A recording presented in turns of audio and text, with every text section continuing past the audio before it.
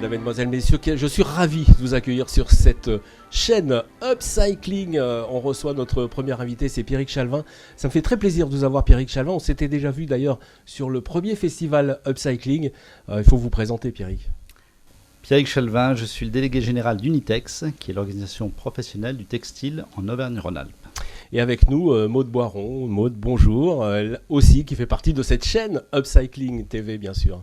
Tout à fait. Et donc, pour lancer la chaîne Upcycling TV, on a souhaité interviewer Pierrick et notamment lui poser la question. Des tas de questions, on va lui poser, voilà, bien sûr. Et donc, la première, qui est donc quelles sont les actions que Unitex mène autour et dans le cadre du développement durable et plus précisément peut-être de l'upcycling. Alors, il y a plein d'actions qu'on mène depuis pas mal de temps, mais qu'on va renforcer cette année autour du développement durable au sens large.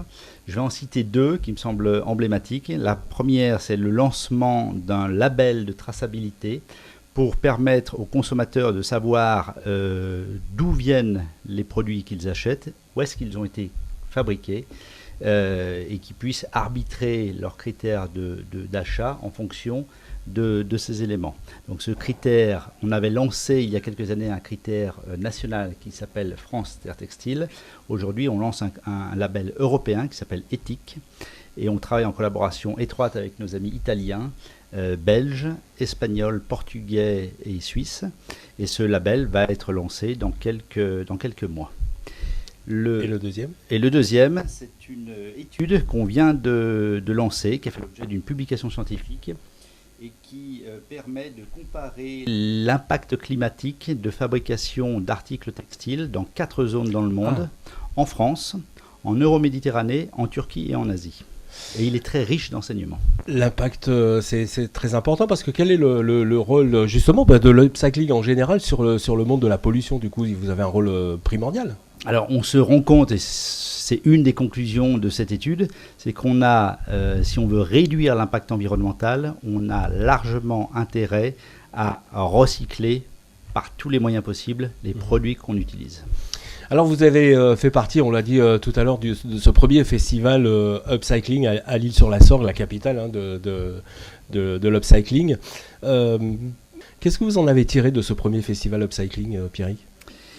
J'ai été très surpris de voir la richesse des initiatives lancées un peu partout en France autour de l'upcycling.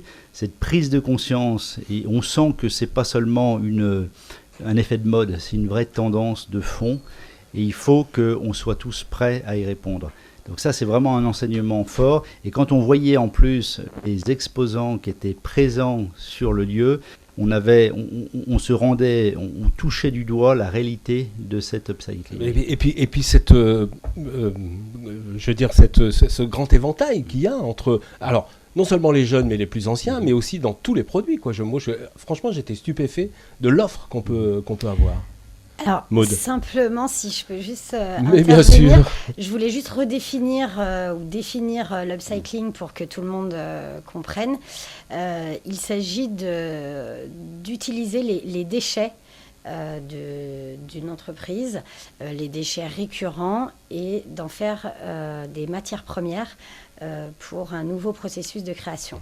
Bien joué, parce que nous, on est un petit peu le dé sur le tableau et on arrive, mais bien sûr. Typiquement, dans l'industrie du textile, on parle de créer des nouveaux produits à partir de chutes de textiles.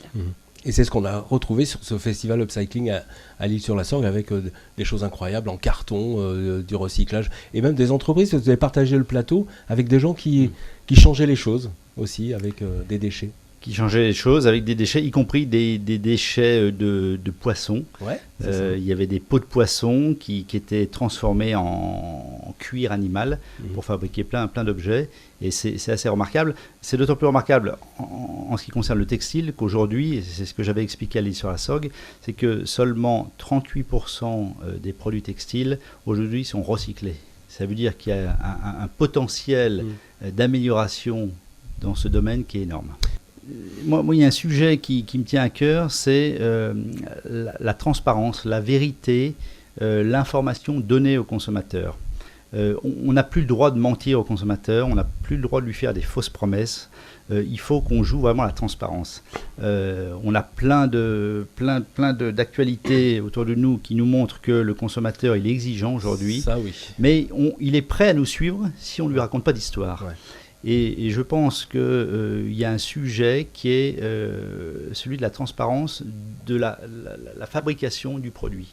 Comment il est fabriqué, où il est fabriqué, dans quelles conditions, qu'est-ce qu'il respecte, est-ce que le mode de fabrication, le process de fabrication répond aux valeurs que j'attends. Ça me semble fondamental aujourd'hui. Voilà, des beaux sujets qu'on aura à parler donc sur ce deuxième festival Upcycling. D'ailleurs, je vous donne rendez-vous pour ce deuxième festival. Vous aurez les dates, bien sûr. Maud, vous voulez... Simplement, en attendant le festival, effectivement, la chaîne est lancée. Bien sûr. Donc, les prochains invités seront Medicoli, Time for the Planet, et Annick Jehan, Fashion Green Hub. Eh bien, on a hâte d'y être. Merci en tout cas de nous avoir suivis. N'hésitez pas à liker et à partager, bien entendu. Au revoir. Merci Pierrick Chalvin. Merci. Merci.